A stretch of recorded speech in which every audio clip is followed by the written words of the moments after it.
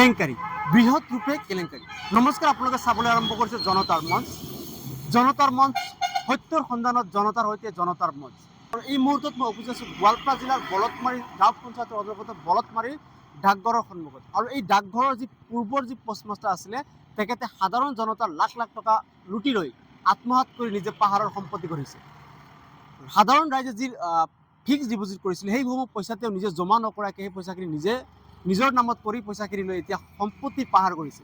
এতিয়া প্ৰশ্ন হ'ল, যিটো সময়ত চৰকাৰে শূন্য সহনশীলতাৰ কথা কৈছিলে, সেই একেটা সময়ত সেই চৰকাৰৰ অধীনত এনেকৈ বৃহৎ ৰূপে কেলেংকাৰী কেনেকৈ হ'ব পাৰিলে? এতিয়া সাধাৰণ ৰাইজৰ পইচাখিনি উভতাই পাবলৈ নাই, তাকে লৈ ৰাইজে চিন্তাত পৰিছে। কাৰণ সাধাৰণ খাটি খোৱা মানুহৰ যি জীৱনৰ পৰিশ্ৰম, সেই পৰিশ্ৰমৰ পৰা কিছু সংখ্যক পইচা সাঁচি কৰি সঞ্চয় কৰি তেখেতে পোষ্ট অফিচ, যিহেতু এটা পোষ্ট অফিচ এটা চৰকাৰী এটা অনুষ্ঠান, এই চৰকাৰী অনুষ্ঠানত মানুহে পইচাসমূহ জমা কৰিছিলে আৰু পইচাখিনি লৈ এতিয়া সাধাৰণ ৰাইজে প্ৰশ্ন উত্থাপন কৰিছে, এইসমূহ যিজন পোষ্টমাষ্টাৰ আছিলে নজৰ আলী, এই নজৰ আলী অসম চৰকাৰে বা জিলা প্ৰশাসন, গোৱালপাৰা জিলা প্ৰশাসনে কৰায়ত্ব কৰিব পাৰিব নাই, এই ঘটনাৰ উচিত তদন্ত কৰিব পাৰিব নাই, আৰু সাধাৰণ ৰাইজক পইচাখিনি ঘূৰাই দিব পাৰিব নাই। আমাৰ মাজত কিছুমান ব্যক্তি আছে, তেখেতৰ পৰা আমি জানিব বিচাৰিম, আপুনি ইয়াতে পইচা ৰাখিছিলে নেকি? ইয়াতে পইচা জমা কৰিছিল? পয়সা জমা করছিলাম। পইচাখিনি কি হ'ল এতিয়া? পয়সাটা তো খাতায় লাই, লেখা আছে খাতায় লাই, বুঝলেন? আপোনাৰ পইচা আছিলে ইয়াতে? পয়সাখিনি এতিয়া নাই? নাই। কিমান টকা আছিলে আপোনাৰ?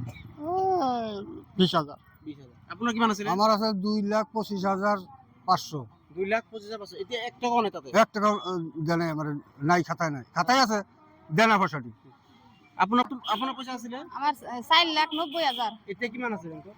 23,000 টাকা আছে। আৰু বাকীখিনি? নাই। বেংকত পোষ্ট অফিচত সুধিলে কি কয়? পইচাখিনি কি হৈছে বুলি কয়? কি হৈছে নাইকিয়া, জমা নাইকিয়া, জমা বুলি কয়।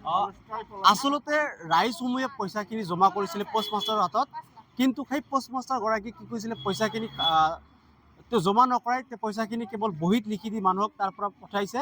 আৰু সাধাৰণ ৰাইজ যিহেতু সম্পূৰ্ণৰূপে শিক্ষিত নহয়, তেওঁলোকে কথাখিনি ভালকৈ ধৰিব পৰা নাছিলে আৰু ভাবিছিলে যে পইচাখিনি জমা হৈছিলে। কিন্তু এতিয়া যেতিয়া দেখিবলৈ পোৱা গ'ল, মানুহে যেতিয়া পইচা বিচাৰি আহিলে, তেতিয়া দেখিবলৈ পোৱা গ'ল কাৰো 1 টকা তাতে বহীত জমা হোৱা নাই।